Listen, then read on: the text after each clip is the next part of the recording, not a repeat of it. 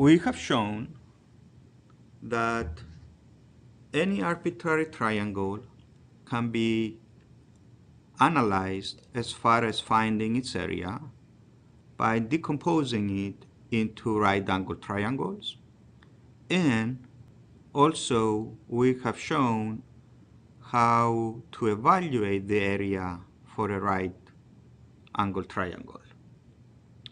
Now we will take these two concepts and combine them and perform the analysis to find the area of an arbitrary triangle if we know, let's say, the three sides of the triangle. So here we have an arbitrary triangle with sides A, B, C. I will draw a perpendicular from this vertex to side B. And I will indicate this as a 90-degree angle. So if I were to analyze this, I observe that the original triangle is decomposed into triangle 1 and triangle 2, where triangle 1 and triangle 2 are both right-angle triangles. So the area of this triangle, the area of the original total triangle, will be given as the addition of the area of triangle 1 plus the area of triangle 2. The area of triangle 1 will be equal to the product of the perpendiculars of the triangle.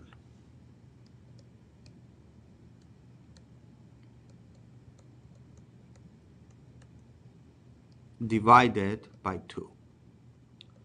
So if we analyze triangle 1, we observe that we need to know the length of this perpendicular, let's call it B1, and the height of this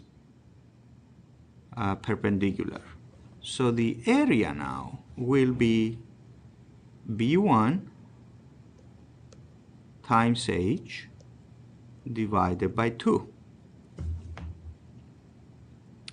Following similar discussion, we can write the expression for the second area. Product of perpendiculars divided by 2. And in this case, the perpendicular for the second triangle has a length of B2. So this will be B2 times h divided by 2. And if we look at this carefully, we observe that the expression for the total is equal to B1 times h divided by 2 plus B2 times h divided by 2. And somebody is going to say, well, I do not know B1 and B2. I do not know the value for h.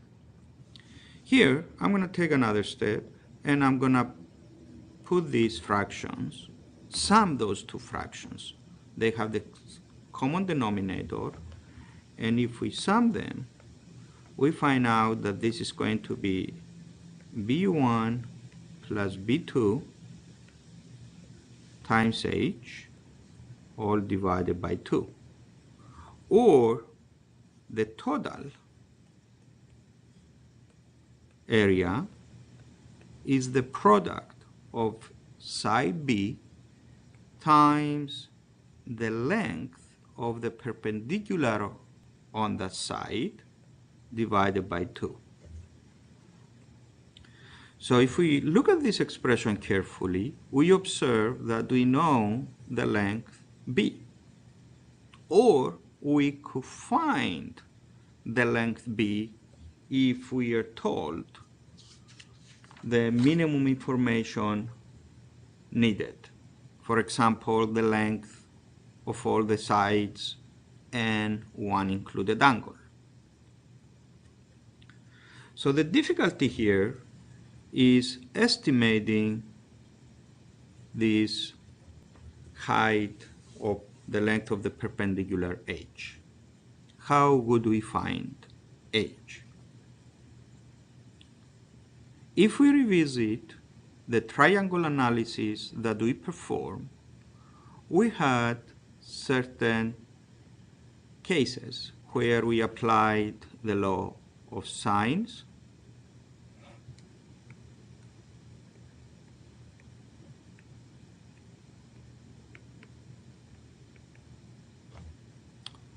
and the law of cosines. So by applying the law of sines and the law of cosines, we could evaluate any angle and any side in a triangle, given, of course, the minimum required information.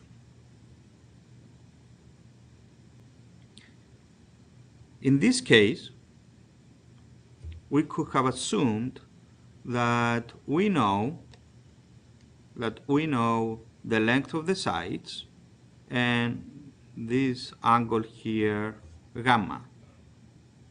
If I had told you that you know that information, are you able, or do you think you will be able to find the height h? We will leave this as an exercise, or we might show it later. However, the important discussion here is to understand how to take these arbitrary triangles, decompose them into two right-angle triangles, and perform the analysis. Let's remember this result here. Let's remember this result that says that the area of the triangle is equal to the product of one of the sides times the perpendicular on the side from the opposite vertex divided by 2.